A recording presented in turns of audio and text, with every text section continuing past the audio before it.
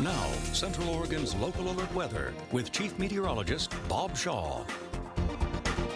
11 minutes past the hour now on this Friday morning. A 6.1 magnitude earthquake hit Mexico early this morning. The epicenter was southeast of San Jose de los Cabos on the southern tip of the Baja California Peninsula. No tsunami warnings have been issued, and we haven't had any damage or casualties reported as a result of that earthquake. Locally here, we are looking at a chilly morning, and frankly, that's pretty much where we're going to stay through the course of the day. Our average high is 69 degrees, and we're only headed for the low to mid 50s for our daytime highs. So going to be a chilly day to be sure. 5:30 was sunrise, 8:33 is sunset this evening, and overall not a bad morning here. You just want to warm the car up a little bit as you get ready to head out. Took a while for the sun to rise over the clouds this morning, but now that it has, it is one brilliant morning. Of course, under these clearer skies, we wind up with a nice easy drive here in Central Oregon. Not the case if you're headed over the Cascades. We're looking at some pretty treacherous conditions in a couple of places. Snow-packed on the road up to Mount Bachelor, foggy and icy on Government Camp. We've seen a little bit of the snow dissipate from the road surface on Santiam Pass. Temperatures are starting to warm a bit there. And we had some icy conditions on Willamette Pass as well. So be careful if you're headed over the mountains this morning.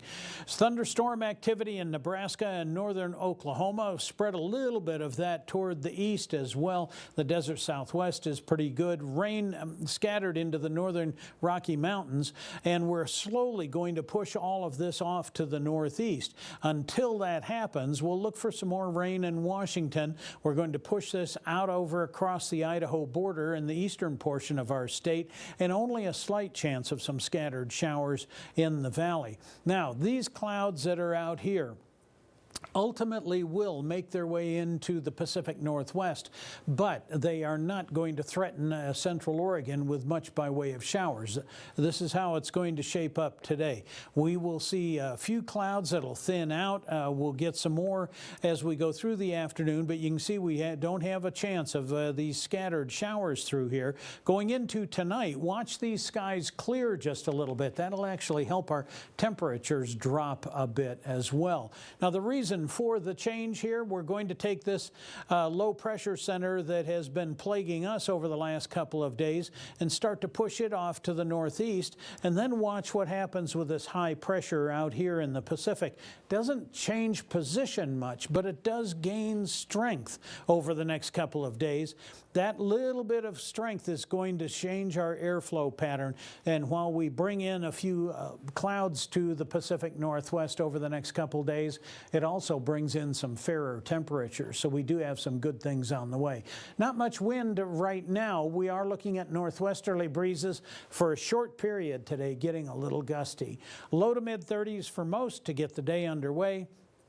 Headed for a day here on the high desert where low to mid 50s will dominate our thermometers. We'll have a couple of spots that might hit 60 degrees, excuse me, but not too many. Fairly chilly throughout Crook County, and will stay cold here in Deschutes County as well. Might even feel a little colder than that simply because of the wind that we pick up this afternoon.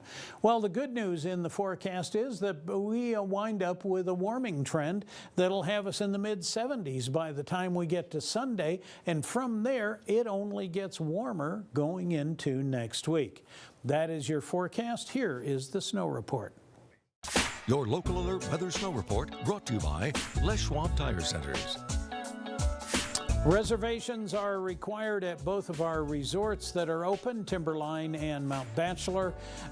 Carry chains or traction tires if you're headed up to Mount B, and if you're headed up to Timberline, by the time you hit 35, you're going to have to put on the chains or traction tires.